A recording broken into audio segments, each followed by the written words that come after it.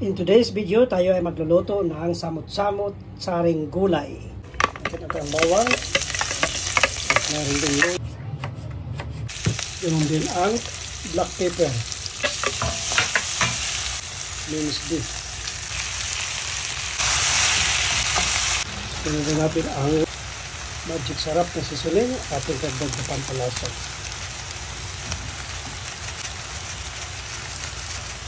Lagyan natin ang sitaw,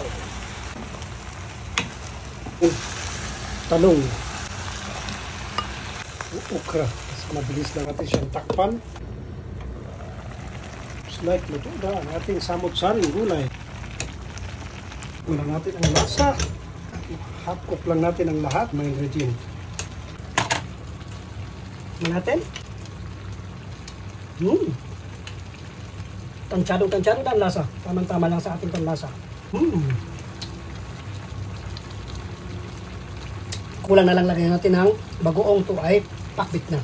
Pero may ginawa lang natin to ay samut-saring gulay na pinagsama-sama natin at ginisa lang. Yan ang ating finished product ng ating samut-saring halo-halong gulay na ginisa lang natin sa giniling na baka.